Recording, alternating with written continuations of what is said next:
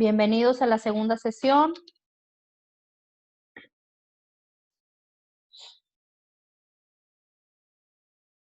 Creo que ya están todos. Bien.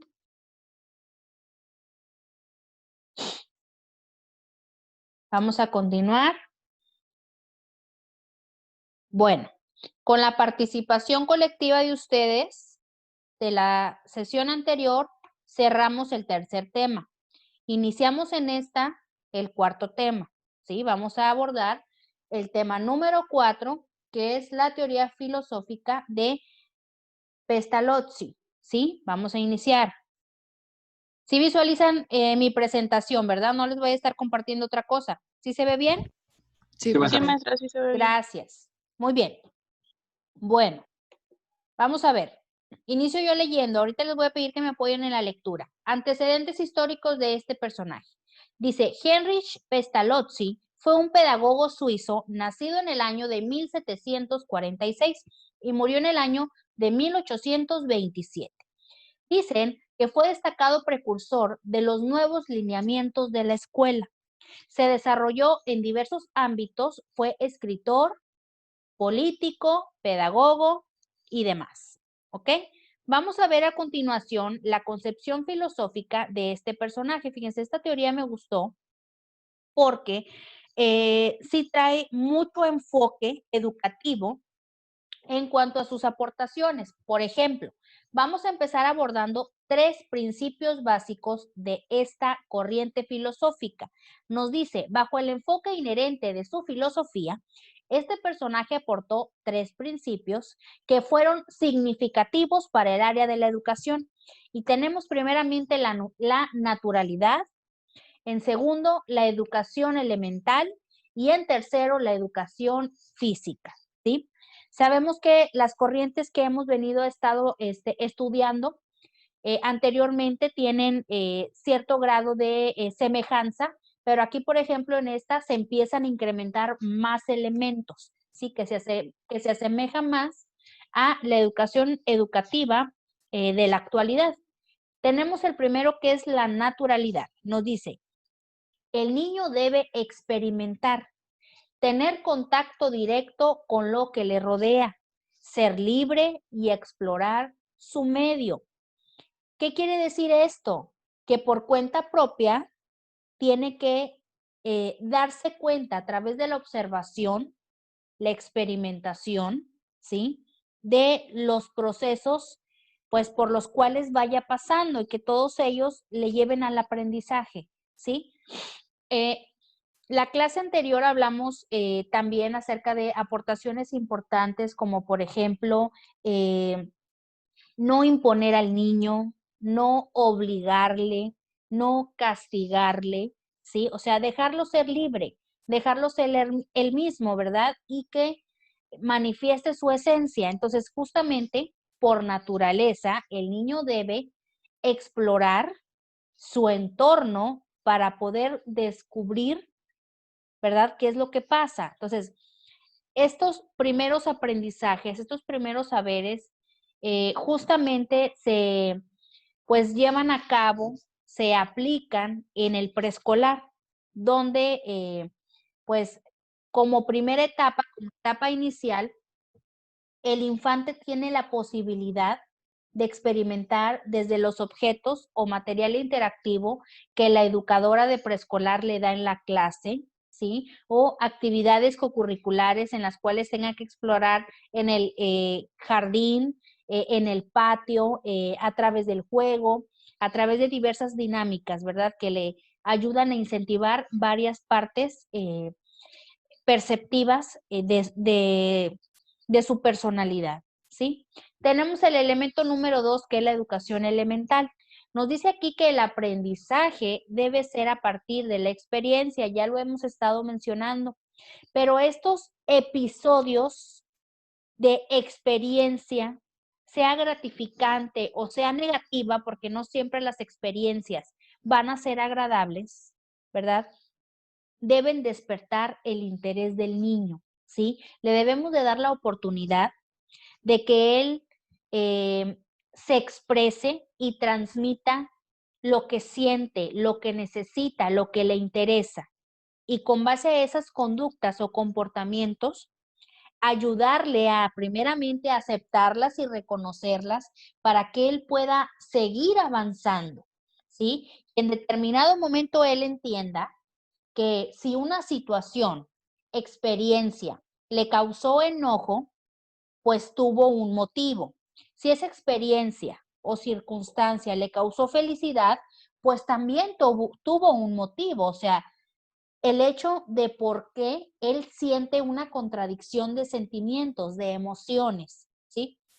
Dice, no se le debe enseñar algo que no se pudiera observar, ¿sí? Si ustedes analizan las técnicas y metodologías pedagógicas que una educadora o educador aplica en el preescolar, podemos llegar a la conclusión que todo el conocimiento educativo o contenidos curriculares que se le puedan dar al niño de preescolar, se le puedan enseñar, todos vienen bajo un material de apoyo. ¿Por qué? Porque ellos en esta etapa inicial necesitan aprender a través de la observación. Seguimos con el primer concepto, que es la naturalidad, a través de la observación, ¿sí? A través de la práctica, la manipulación. Eh, es decir, la activación de sus 5 sentidos en una sola circunstancia. Entonces, si ustedes se fijan, por eso es que las educadoras se apoyan de este tipo de recurso didáctico para que sus alumnos conozcan el concepto, ¿sí? Si así son las figuras geométricas, o sea, eh, puede ser que parte de la ambientación del aula tenga que ver con decoración de las figuras geométricas, o las lleven de forma física, o tengan bloques para armar, etcétera, ¿verdad? Entonces, todo aquello que les pueda ayudar a complementar ese aprendizaje. Si así son los números o el conteo numérico básico, pues bueno, sabemos que es a través del dibujo de figuras, dibujos como manzanas, objetos, etcétera. O sea, físicas también para poder contar, ¿sí? O sea, con lo que tenga la educadora a su alcance. Entonces, por eso dice, es recomendable no enseñar algo que no se pueda mostrar o que ellos puedan comprobar que realmente sí existe o que es cierto lo que se les está diciendo, ¿sí? ¿Por qué? Porque a esa etapa, que aunque hay niños muy inteligentes, muy listos, o sea, estas generaciones actuales están por muy avanzadas, están muy despiertos, pero más sin embargo, por naturaleza, el niño no es capaz de reflexionar, de analizar, ¿verdad? O de captar al 100% todo lo que se les dice y relacionar un concepto con un significado. No es como en los niveles avanzados, o sea, primaria en adelante, cuando ya el niño ya es más capaz de poder receptar gran volumen de conocimiento. En el preescolar no es así, por eso siempre por lo regular se enfoca o todo va relacionado con dinámicas grupales, individuales, con el juego, con la música, con mucho material didáctico, interactivo, etcétera, ¿verdad? Porque todo está basado en la creatividad, ¿sí? Y obviamente el complemento con todas las habilidades que el niño trae y que probablemente no ha descubierto y en el preescolar las va desarrollando y las va perfeccionando. ¿Para qué? Para prepararse para la primaria, porque es la etapa de la primaria ya es un proceso más complejo, que aparte de adquirir más años de estudio, ¿sí? O sea, se complementan los saberes previos que se traen del preescolar. Entonces, lo que se le enseñe en primer grado de primaria y en segundo tendrá mucho que ver para su desarrollo pleno y académico de tercer grado en adelante, ¿sí? Porque en primer grado, por ejemplo, de primaria, la maestra, la docente de tal grado, debe de hacer un diagnóstico inicial. Bueno, es en todos los grados, pero más en ese hay que prestarle más atención. ¿Por qué? Porque no todos los niños aprendieron al mismo ritmo en el preescolar, no todos desarrollaron las mismas las capacidades y habilidades necesarias para desarrollarse en primer grado de primaria. Entonces, a veces las maestras tienen una gran labor de retroceder, dar a veces hasta pasos agigantados, pero en retroceso para poder sacar adelante a esos niños y nivelarlos con el resto del grupo, o sea, de los que van en nivel intermedio o avanzado. ¿Ok? Dice, educación física.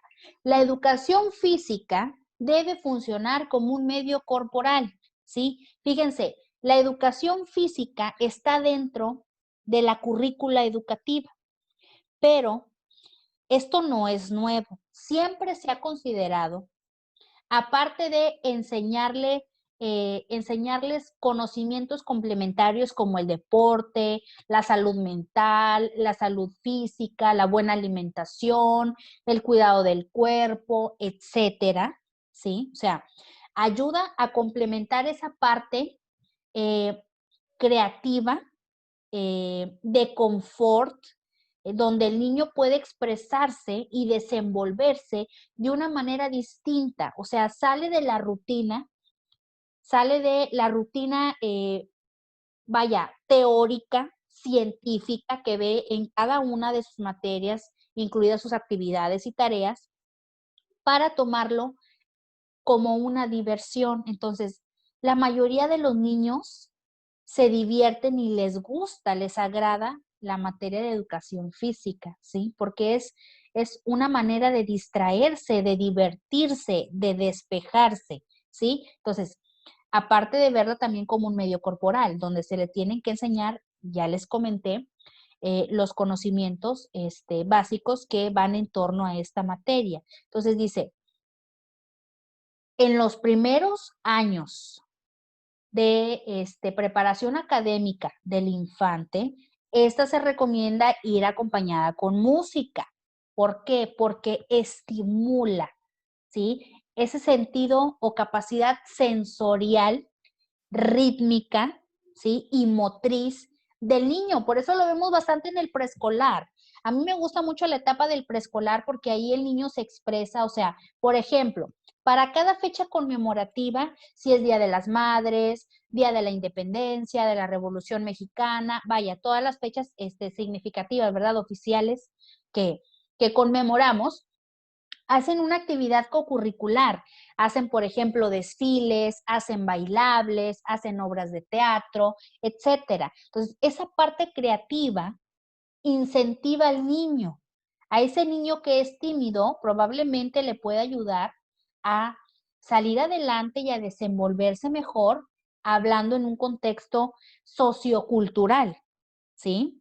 ¿Para qué? Para que se pueda desarrollar e integrarse de forma más natural con el resto del grupo, ¿sí? O sea, todas esas actividades funcionan. En la primaria siguen estando presentes, pero si ustedes se fijan, entre más avanza el grado de preparación académico, como que van disminuyendo. Entonces, esa parte incentiva, creativa y motivacional, a veces se pierde en algunos estudiantes, porque entre más grandes se sienten adultos, ¿verdad? Sobre todo por ejemplo, lo vemos manifestado en quinto de primaria, en sexto, cuando saben que viene la etapa más importante que es la secundaria.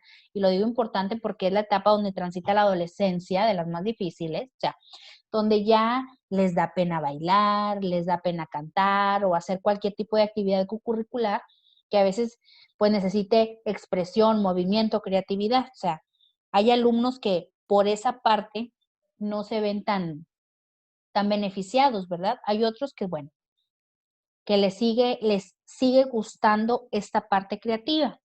Bien, continuamos. Fíjense bien, a continuación les traigo un cuadro con principios didácticos. Ojo, en la diapositiva anterior vimos principios pedagógicos. En esta se llega a complementar en la misma corriente filosófica de Pestalozzi principios didácticos. En este caso los globaliza en 4 etapas. El primero de ellos, hablando ya de concepción curricular, o sea, ya estamos hablando bajo un enfoque curricular, o sea, ya es oficial. Fíjate bien, en la primera etapa, y para muchos la más complicada, no imposible, pero complicada, porque no todos desarrollan las habilidades lógicas y matemáticas. Pero, dice aquí, para la enseñanza de los números, es decir, todo aquel contenido o ciencia relacionada con con todo lo que tenga que ver con lo métrico y lo numérico, se considera apropiado, primeramente, diagnosticar los saberes previos y las habilidades, repito, lógicas y matemáticas del infante, ¿sí? Y esto va desde el preescolar, porque desde el preescolar se le enseña, se le instruye al niño al conteo básico, ¿sí? A las series numéricas, etcétera, con diferentes recursos. Número 2, presentar material que ayude en la práctica, sobre todo en esta área, matemáticas, siempre. Si es en nivel inicial, pues bueno, tenemos a través de las figuras, a través de tarjetas numéricas que entren como material interactivo, ¿sí? Láminas que pueden servir como parte de la ambientación del aula, etcétera. Si es en un nivel más avanzado, pues bueno, sabemos que hay más recursos, ¿sí? Como por ejemplo primero o segundo grado de primaria, el ábaco, ¿sí? En niveles más avanzados, pues bien, la calculadora básica, calculadora científica, las tablas de multiplicar, en laminillas, inclusive hay hasta libretas que ya te vienen con la impresión en portada o contraportada de este tipo de aprendizajes matemáticos, ¿verdad?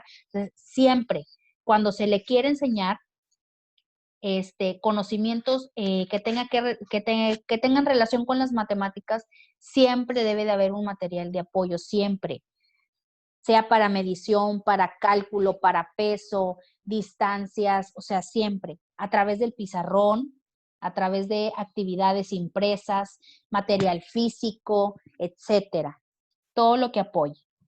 Segunda etapa, para la enseñanza de la forma, donde las habilidades de la observación, el dibujo, la medición y la escritura se ponen en práctica. Si ustedes se fijan, ya estamos hablando de la parte pues más formal, más estética del estudiante. Entonces dice, enseñando con objetos y dándoles descripciones sencillas, ¿sí? ¿Para qué? Para que aprendan a identificar y relacionen que al ver un objeto se puede describir en cuanto a la forma, textura, color, tamaño, medida, etcétera, ¿sí? Y practica la observación.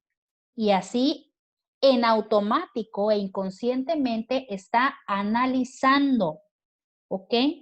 Dice, el dibujo debe ser una herramienta útil, no solo para incentivar la creatividad y hacer la clase más creativa y dinámica, no, sino también que debe de incitar la corrección oportuna de la escritura, ¿sí? Yo creo que a ustedes les pasó y siguen conociendo a maestros que todavía acostumbran encargar planas del abecedario, de las vocales, ¿sí? O sea, en el preescolar vemos claramente los primeros trazos como el círculo, una línea, forma sea vertical, horizontal, una cruz, etcétera. O sea, hay muchos símbolos. Por ejemplo, para la actividad motriz de la mano, sobre todo para que el niño pueda estimular, sea un dibujo o sea una letra en curva, como por ejemplo la O,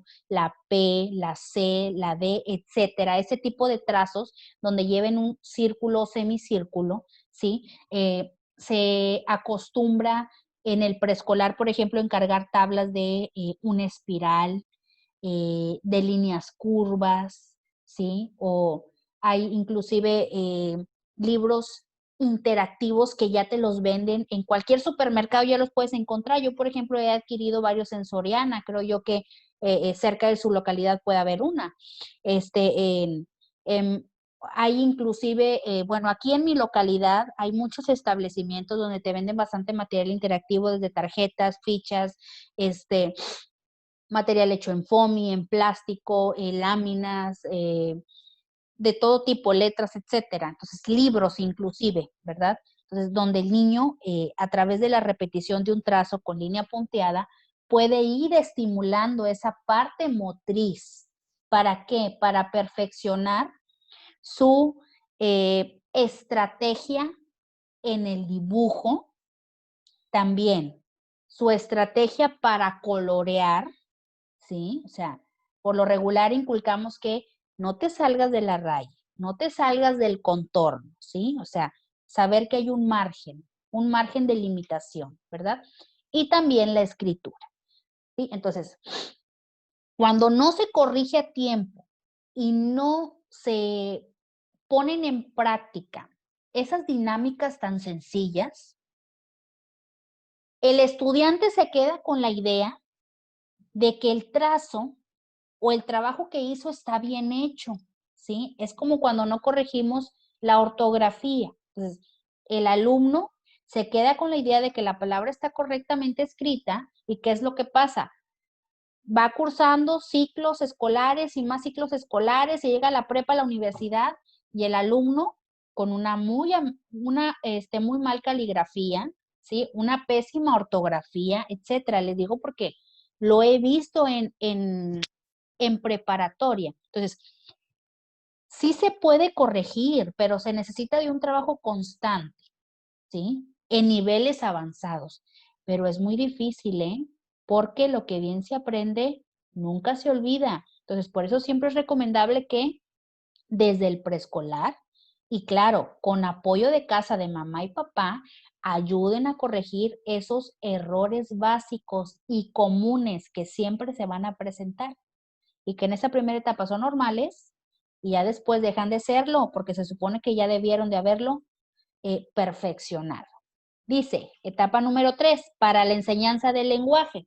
Aquí nos dice que hay que enriquecer el vocabulario con conversaciones sencillas. Fíjense bien, siempre cuando ya les toque estar en acción docente o algún infante se les acerque a quererles preguntar o a platicar algo, siempre hay que atenderlos, ¿sí? Estés en tu estatus de civil o como docente, profesor, catedrático, o sea, de cualquier tipo, debes de atender. ¿Por qué? Porque ellos se expresan a través de pláticas sencillas, ¿sí? Eh, a veces no tan claras, pero es parte de el proceso de la adquisición de su vocabulario, ¿sí? Entonces, otro de los detalles es que cuando a un infante se le escuche pronunciar una palabra de forma incorrecta, hay que corregirlo, porque al igual que la escritura, la ortografía, etcétera, esto se le queda para toda la vida y después el niño va a pronunciar de forma inadecuada la palabra y como no hubo nunca nadie que le corrigiera a tiempo ese detalle, dirán ustedes tan minucioso que a lo mejor con el tiempo se le quita, maestra, o se le pasa o se le olvida. No, a veces trasciende y así se lo lleva. Entonces ya cuando esté más grande es más difícil corregir, ¿sí? Hay niños inclusive que necesitan de atención especializada. ¿Por qué? Porque tienen problemas de lenguaje, sobre todo para pronunciar la R o eh, confunde, por ejemplo, el momento de escribir, esa es estamos hablando de la disgrafía, cuando se me fue la palabra, confunden la V con la B o la D con la B o la P con la D, etcétera. O sea, confunden y cambian las letras. Me explico. Dice, a través de la lectura y escritura se afianza el lenguaje. La lectura es bien importante. O sea, sabemos que estamos en épocas donde esta parte educativa se está perdiendo poco a poco. ¿Por qué? Porque ya tenemos estudiantes que no les gusta leer, o sea, evaden mucho el hecho de poder nutrirse y complementar su conocimiento con la lectura, pero Esto es debido a que hay diferentes estilos de aprendizaje, ya lo mencionamos en algún momento. Si tú tienes un alumno que es auditivo y que no es visual, hay unos que tienen más de un estilo de aprendizaje. O sea, si es auditivo, perfecto, aprende a través de libros, de audiolibros, de videos, de audios, etcétera, ¿sí? O sea, si tu alumno es visual, claramente va a aprender a través de la lectura, ¿sí? Porque no le va a costar nada leer, devorarse libros completos. Entonces, el hecho de que podamos entender a esos alumnos, ¿verdad? Nos da la posibilidad de buscar esa, pues, fuente o esa vía alterna, ¿sí? Para apoyarles y que sigan adelante y que aprendan, ¿sí? Y por último, educación para la vida. Dice aquí que el contacto afectivo entre mamá e hijo desarrollan su primer lazo afectivo y emocional, ¿sí? Y pues bien, esto no nos lo inculca la escuela, o sea, esto es por naturaleza, desde casa, en el núcleo familiar. Pero, por qué considero que se agrega dentro de los principios didácticos? ¿Sí? Porque recuerden que el niño manifiesta en la escuela o en cualquier lugar donde se encuentre y la imagen y semejanza de lo que le enseñaron en la casa, desde los hábitos, desde sus costumbres, tradiciones, personalidad, forma de ser, carácter, palabras, pensamiento, etcétera. Entonces, justamente lo que le enseñemos en casa es lo que el niño va a proyectar en cualquier lugar donde se encuentre. Entonces, esta parte psicoafectiva es bien importante, ¿sí? ¿Por qué? Porque cuando el niño, y ya lo mencionamos en otras teorías filosóficas, cuando el niño se siente querido, amado, protegido, estimado, etcétera, o sea, todo lo que le haga sentir bien, que le haga sentirse que alguien lo ama, que alguien lo quiere, ¿verdad? Le permitirá desarrollarse en plenitud y así poderle mostrar a alguien más ese amor, ese cariño y afecto. Y lo vemos manifestado cuando un compañerito se preocupa por otro, comparte sus cosas, es empático, cariñoso, amable, atento, educado, etc. Pero cuando es todo lo contrario y ese niño, por ejemplo, es agresivo, dice malas palabras, tiene cambios emocionales, es explosivo, etcétera, probablemente le pueda faltar esta parte psicoafectiva. En casa no se la pueden dar. ¿Por qué? Porque a lo mejor, no lo sabemos, puede estar sufriendo violencia intrafamiliar o mamá y papá no le demuestran su amor todos los días, le dan un beso, un abrazo, le preguntan cómo te fue en la escuela, etcétera. O sea, esos simples detalles, ¿sí? Entonces, yo creo que es una parte muy importante. Y número 2, la educación debe ser creativa y motivadora, facilitando siempre el aprendizaje desde la primera instancia, en este caso el preescolar, ¿sí? Entonces, y aunque trasciende el tiempo, o sea, tú puedes ser, yo por ejemplo, mi experiencia está, yo creo que ya se los he compartido a nivel medio superior, superior y posgrados. Entonces, yo no tengo miedo a ser autodidacta, o sea, ser dinámica. Yo inclusive cuando me han asignado posgrados, estoy hablando de maestrías o doctorados, o sea, yo sigo haciendo las clases dinámicas. A veces incluyo crucigramas, sopa de letras, relación de concepto con definición, en paréntesis, o sea, todas las dinámicas, obviamente más formales, de acuerdo a la edad de mis estudiantes, sabidas y por haber, las sigo aplicando. Y el resultado sigue siendo significativo. ¿Por qué? Porque cuando una clase se vuelve monótona, donde el alumno no se incentiva, no participa, no pone atención, se está durmiendo, o sea, no hay preguntas frecuentes donde él puede expresar su conocimiento, o sea, difícilmente va a aprender, ¿verdad? Bueno, aquí están los principios didácticos, ¿sí? ¿Vamos bien? ¿Vamos mal? ¿Algo no se entendió? ¿Todo está claro? ¿Todo está bien? ¿Que alguien me confirme? ¿Alguna duda? ¿Ya se durmieron? Y yo hablando de lo contrario, ¿ya se durmieron? ¿O todavía están despiertos? No, No, maestra, ¿cómo todo creo, claro. maestra? Quiero pensar que están poniendo atención, ¿verdad? Sí. Claro que Ya, sí. ya saben que hablo bastante. Fíjense bien, para terminar, antes, anótense en el chat, por favor, porque ya nos quedan menos de 10 minutos.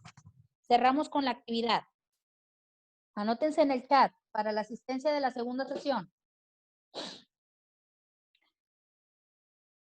Muy bien, pues va a haber participaciones repetidas. Todos ya me participaron, pero bueno, hacemos esto interactivo y volvemos a participar. Fíjate bien, desarrollo de las facultades. Con referencia a la educación moral, que también es una parte muy importante, hay que compartir en clase lo siguiente.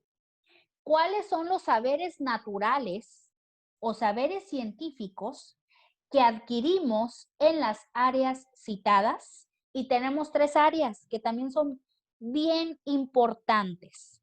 Primeramente el hogar, ¿verdad? Porque es nuestro núcleo social. Todos pertenecemos y perduramos a una familia, ¿verdad? O sea, desde el momento en que nacemos, sean las circunstancias que sean, estilo de vida que cada uno lleve, pero la familia forma parte importante de nuestra vida. Segunda área, la escuela. Bueno, aquí estamos hablando de la formación académica, para eso se están preparando, ¿verdad?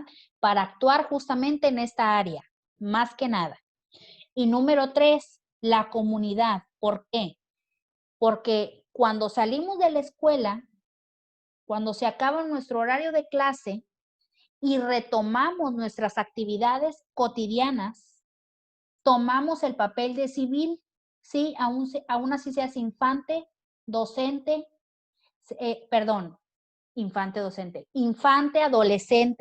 adolescente, adulto, o seas de la tercera edad, de la edad que tengas, tomas el estatus de civil. ¿Por qué? Porque somos parte de una estructura social, ya lo hemos estado mencionando, y todos tenemos un fin y un propósito dentro de la misma, ¿sí? Entonces, esto es una cadenita, fíjate, qué cosas, ¿no?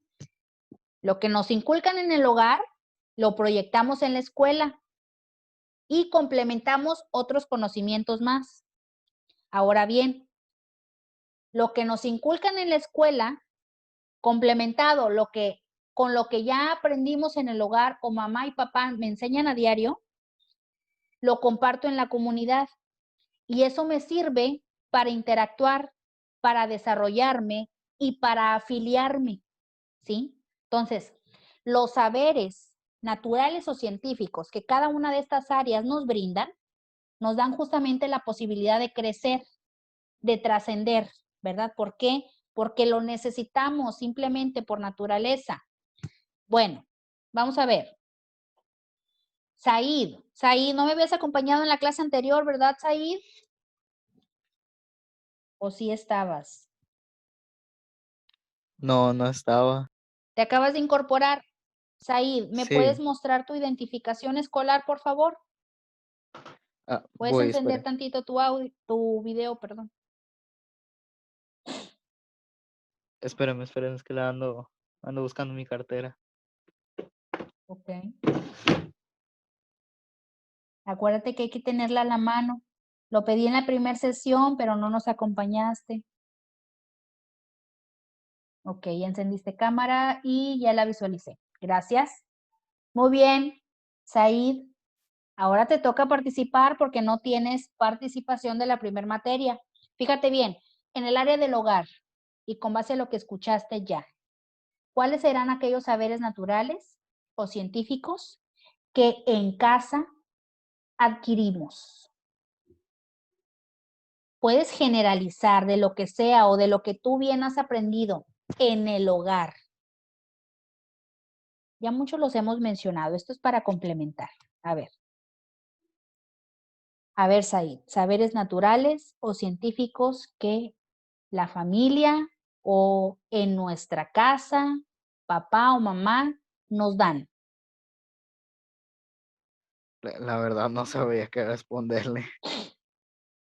Said, estamos hablando de los primeros aprendizajes. Mira, yo te puedo ayudar con uno, por ejemplo, valores. Y si hablamos de valores, pues hablamos, por ejemplo, de amor, respeto, etcétera, ¿verdad? O sea, por mencionar algunos.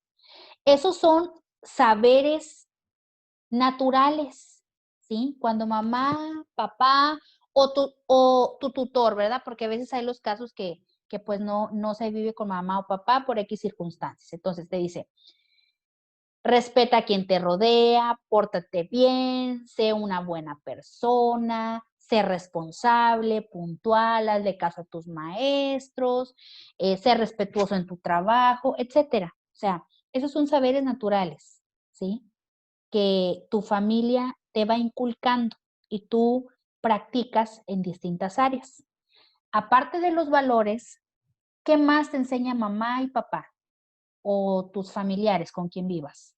¿Qué más te han enseñado? A ser ordenado. Ok, ser ordenado. ¿Qué más? ¿Qué más te han enseñado? O sea, No, o sea, ser ordenado y casi siempre me dicen limpia lo que uses o limpia tu cuarto.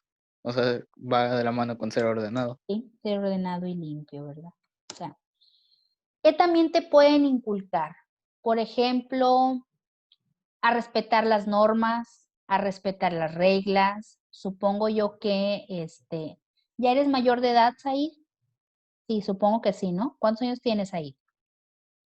Apenas acabo de cumplir los 18. Ay, apenas, eres un pollito. Bueno, esa edad, ¿verdad? Apenas estás probando la adultez. Ok, Said, supongo que todavía vives en casa con mamá, papá, dependes de alguno de ellos, ¿verdad? Sí, Bueno, entonces en casa hay reglas y normas que respetar. Por ejemplo, podrían ser, Said, después de las 12 de la noche, duermes afuera, ya no te voy a abrir la puerta. Ejemplo, ¿verdad? Cada quien, cada mamá, papá, familiar, etcétera, pone sus propias normas, ¿verdad? O sea, hay que distribuirnos las tareas del hogar. O sea, a ti, por ejemplo, hoy, Said, te toca lavar los trastes, a tu hermanito te toca barrer la sala, etcétera. O sea, es parte de las normas y reglas, ¿sí? Que nos van automatizando para ser mejores. Entonces, eso se nos queda como aprendizaje. ¿Y qué es lo que pasa? Asistes a la escuela y eres ordenado, eres limpio, como los valores que ya te inculcaron aquí, ¿verdad? Respetas, o sea, sabes que hay que pedir autorización para ir al baño, para entrar al salón, respetar a tu docente, a tus compañeros, etcétera. Estás en alguna casa ajena y te invitan, por ejemplo, a comer en casa de un amigo, de la pareja, etcétera. Entonces, sabes de antemano que, bueno, en casa me inculcaron que terminando de comer, levanto mi plato y hay que ir a lavarlo. O sea, son saberes naturales. O sea, por norma, por etiqueta, ¿verdad? Que nos enseñan en casa y que trascienden. Entonces, obviamente no todos llevamos la misma educación, ¿verdad? Entonces, cada quien se adapta a sus hábitos y costumbres íntimas en familia, ¿verdad? Y eso es lo que manifiestas en cualquier lugar, perdón, donde te encuentres, ¿ok? Bueno, muy bien, Said, ya quedaste anotado. Vámonos con la escuela. Yo creo que eso está más fácil. Aquí hay que generalizar. A ver, Jonathan, te tocó Jonathan. A ver, saberes naturales o científicos que nos da la escuela. Rapidito, porque ya nos queda menos de un minutito. ¿Qué Bueno, nos compartes? considero que pues nos ofrece de los dos, saberes naturales y científicos, Ujú, pero abarca más lo científico, ya que nos enseñan de diversas materias como español, matemáticas, geografía. ujú. Y en cuanto a los valores, por ejemplo, profundizan en ellos. Ahí estamos hablando de Se- naturales, ¿verdad? Hablando de científicos, sí, obviamente es el ayudan contenido a curricular. comprender. Ujú. Muy bien. Valores, igual. O sea, Exacto. Es que la escuela nos ayuda a reforzar, ¿verdad? Y que no se nos olvide la importancia de lo que nos Sí. enseñan en casa, sea positivo, ¿verdad? Ok, Ujú. normas, nada Sí. más que aquí ya Y es por más ejemplo, específico, leyes, ajá.